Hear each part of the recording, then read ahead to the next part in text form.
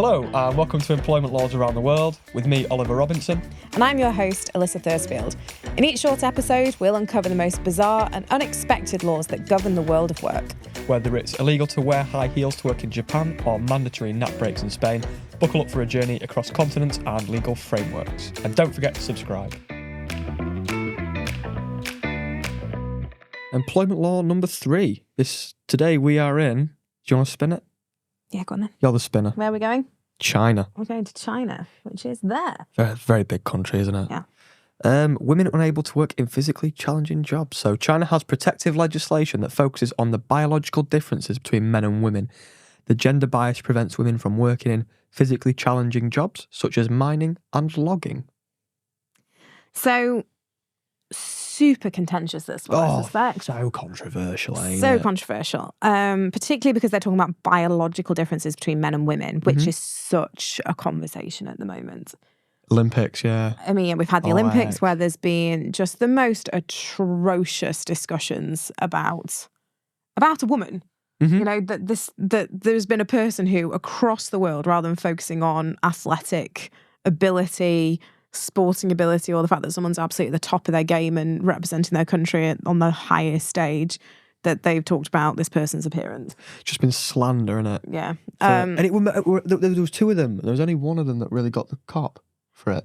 I found the one from what I read. Imani Khalif, she copped it all. Yeah.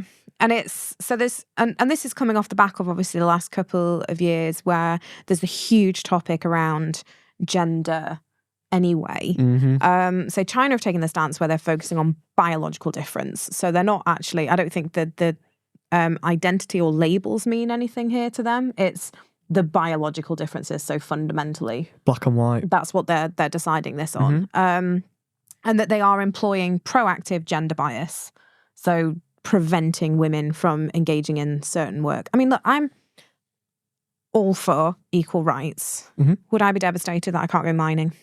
I don't think you would. Probably not. I wouldn't personally. I don't But want to do actually, I should have the right to do so if I wanted to. that. Yeah, choice. Even if it's just the illusion of choice. Like, choice is a nice thing, ain't it? We all want that.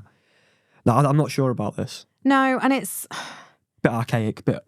It is, and medieval, ain't it? it's something that I've come across occasionally in the R&LI world. Not from R&LI, but from members of the public. So when I rock up on a rescue and take my helmet off to talk to a casualty, the look of shock when they see that it's someone with long hair and female driving the boat. You got to bite your tongue, eh? And I have had people who've said some of the most inappropriate things and assumed that my ability is going to be less than somebody else on the boat purely because I'm a woman. That annoys the hell out of me. Not to get offended, innit? Yeah. And I'm not someone who easily takes offence. So yeah, the gender bias, even if it's supposedly coming from a good place, does bother me, I think, a little bit. I can see, from a country that has some very traditional values and traditional views around protecting the people who are going to bear the future of the country, the people who are responsible for bearing children, and, protecting their health and their physical status and fine, but also women aren't just baby makers. No, absolutely not. If people wanted to go and do jobs like this, then they should be, I think, able to do so. Yeah, we're a long way from that, aren't we? A long way past that. And I think, the protective argument, well, as long as nobody's being forced into these jobs. That's slavery. Exactly. Isn't it? Yeah. So then I don't understand why a woman can't have a choice over if they want to do a physically challenging role or not. So yeah, this one bothers me a bit. I agree. I mean, we've got another fact here. Over 2.7 billion women don't have the same work opportunities as men due to this. So I don't know how many people live in China, but I imagine that's quite a decent percentage chunk. Yeah, or maybe that's stats for around the world. Oh, okay. I'm not sure, but yeah, positive discrimination of this nature is obviously still ongoing, but also in countries like ours where it is supposed to be equal opportunities, you're not supposed to be discriminating against somebody on the basis of gender. There's still issues. Equal pay is still an issue. Equal opportunity and access to roles is still an issue.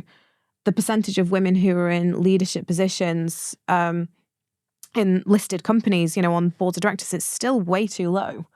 So I think, particularly where women are still fighting to get to, equal status across so many sectors and countries, to have a law that is actively promoting gender bias does bother me. I think it's quite harmful to the general global idea that of equality, like you say. Yeah. What is gender equity? Is that the term? Yeah, gender equality. Equity, yeah, one of them. Yeah. So Bad law. Good or bad? Bad law. Bad law. Yeah. Bad. I think that if they've got concerns around people protecting people physically, you do that through health and safety legislation and through workplace standards and anti-slavery legislation. You don't do it through banning an entire gender from doing certain roles. occupations. Yeah. Bad law. Bad law. That wraps up another episode of Employment Laws Around the World podcast. We hope you enjoyed this dive into the world of peculiar employment regulations. If you found these quirky laws as intriguing as we did, don't forget to subscribe for more episodes and tune into our HRE podcast too, of course. After all, knowledge is power, even when it comes to the weird and wonderful world of employment law.